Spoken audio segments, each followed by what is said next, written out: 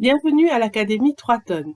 Nous allons explorer ensemble dans cet enseignement la permaculture. Dans cette partie, nous allons voir créer l'humus et régénérer la Terre. Au moment de la formation de la planète Terre, quand la vie n'existait pas, le sol c'était juste de la roche.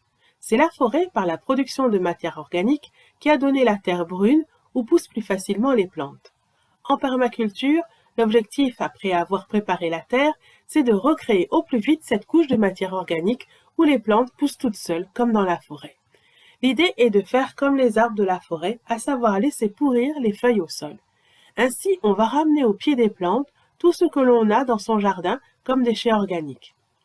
Les épluchures des légumes, les pelures de fruits, mais aussi les herbes et les branches coupées.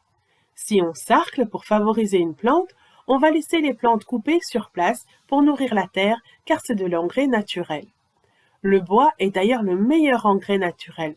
Malheureusement, il prend beaucoup de temps à se décomposer et surtout, les organismes qui le décomposent consomment beaucoup d'azote pour leurs protéines. Trop de bois au sol lui enlève de l'azote et est donc contre-productif.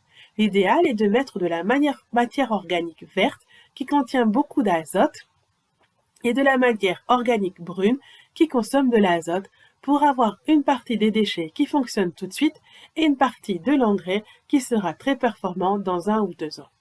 Il faut préciser que le fait de couvrir les pieds des plantes empêche l'eau de s'y évaporer vite et limite donc le besoin en arrosage, surtout si les arbres font un peu d'ombre. Pour que les engrais naturels marchent plus rapidement, on coupe les déchets en petits morceaux juste à la machette.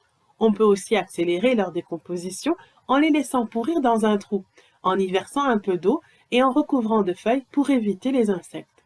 Au bout de quelques semaines, on peut épandre le contenu du trou, que l'on appelle compost, au pied des plantes.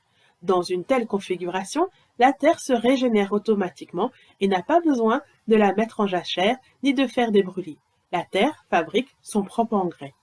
Ici s'achève cette partie de l'enseignement sur la permaculture. Vous pouvez maintenant contacter le centre de formation pour nous poser vos questions et valider que vous avez bien compris cet enseignement avant de passer au suivant. Vous pouvez bien sûr, avant, écouter l'enseignement autant de fois que vous le jugerez nécessaire.